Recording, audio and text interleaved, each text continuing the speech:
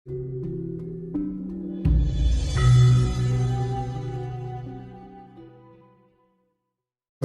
Merdeka.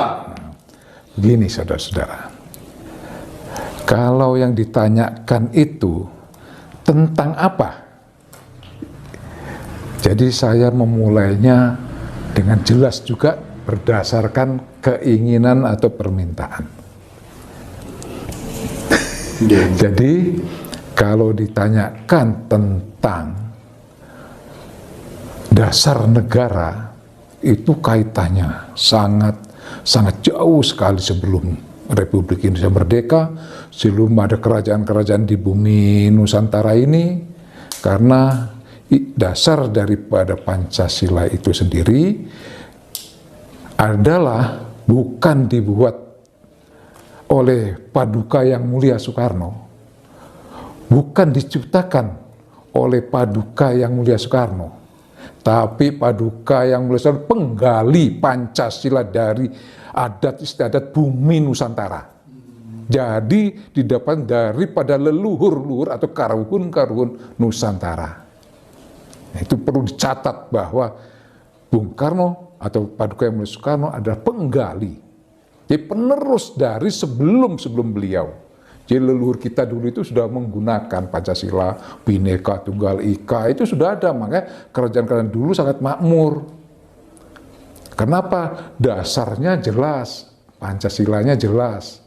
Nah, singkat cerita, hingga turun-temurun adat istiadat bangsa dan undang-undang ageman bangsa kita ini semakin mengikis hingga akhirnya seperti inilah keadaan bangsa kita, jadi carut marut. Jadi untuk bisa mengembalikan bangsa ini seadil-adilnya sesuai dengan cita-cita leluhur kita, keadilan sosial itu adalah merata keseluruhannya.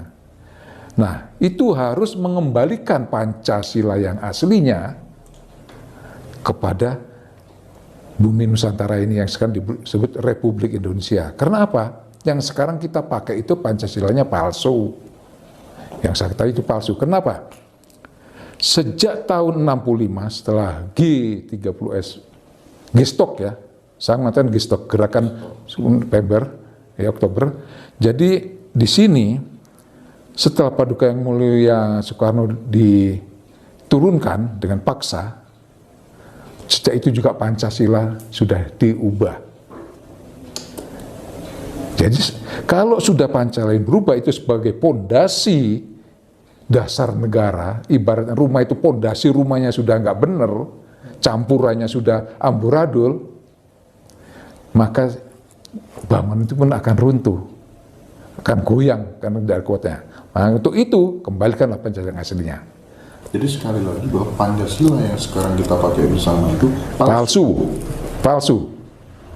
Karena saya ingat, karena waktu itu ada ya, kalau di jalan dulu ada Pancasila dengan sila-silanya. Setelah itu diganti ada 2, nah, perubahan lah. Loh kok lain?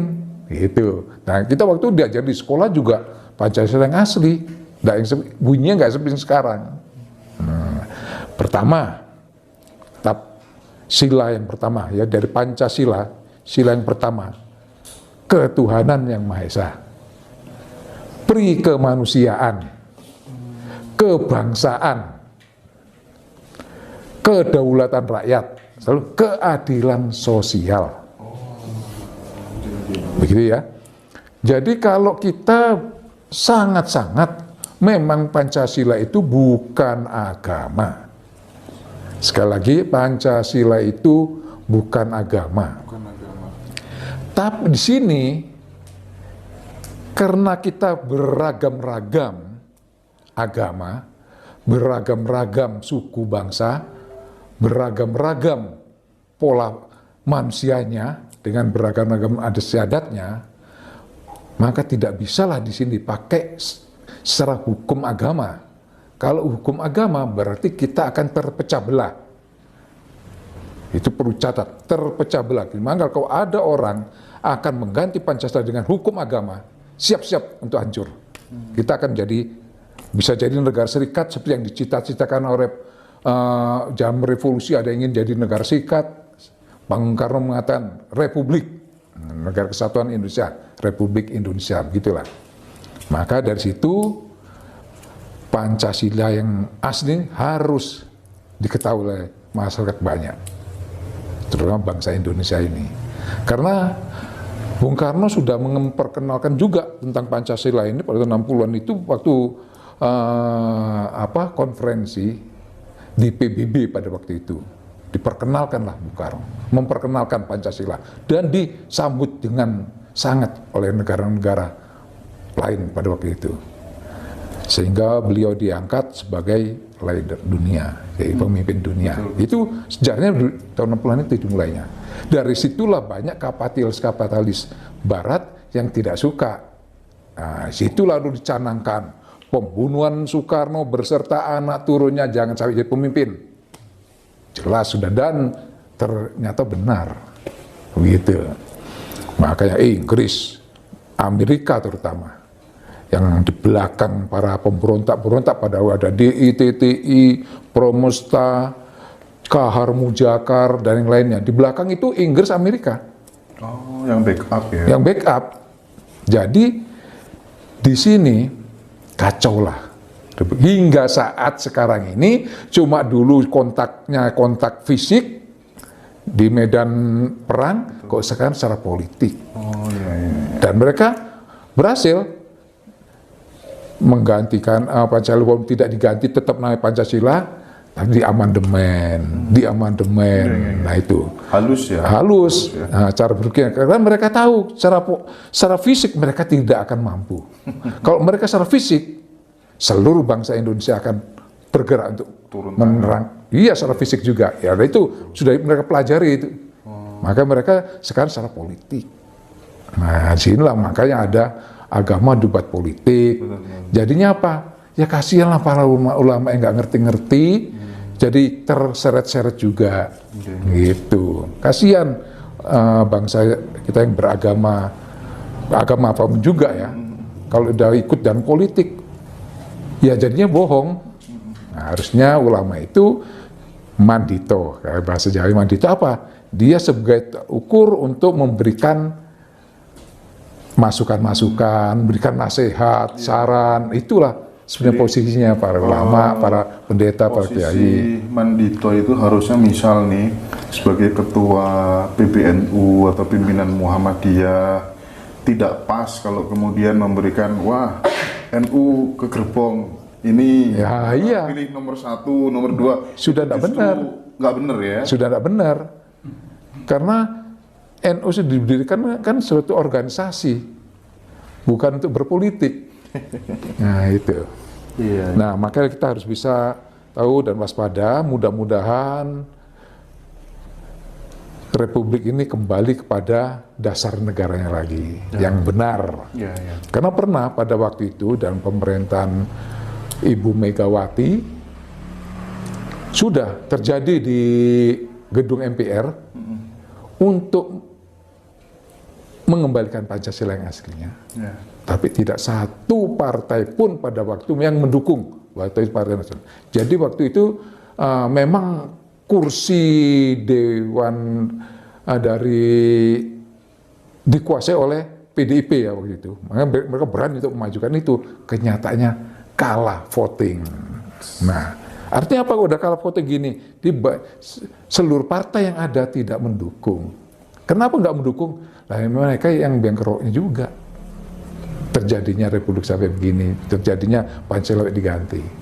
Itu dan kita berdoa semoga lah yang namanya bangsa ini cepat sadar, kembali kepada cita-cita leluhur, bahwa leluhur kita itu sudah sangat-sangat mumpuni dalam tata pemerintahan, dalam IT, teknologi, dalam pembangunan semesta itu ya, sudah canggih. Cuma setelah itu hilang. Kenapa hilang? Karena kita sudah memakai budaya asing, budaya Arab, budaya Cina, budaya Amerika, Eropa, dan sebagainya. Dia melupakan bahwa kita ini bangsa yang besar sebetulnya. Dikerdilkan oleh siapa? Oleh bangsa kita sendiri. Yang ingin jabatan, yang ingin kaya, ya itu habislah mereka hanya karena duit, hanya kedudukan, habislah bangsa ini. Yang kasihan juga bangsa atau rakyat kecil yang menjadi apa? Compang-camping seperti sekarang ini lah. Itulah kita berusaha untuk bisa lah pemimpin-pemimpin di sana sadar bahwa Indonesia tetaplah Indonesia.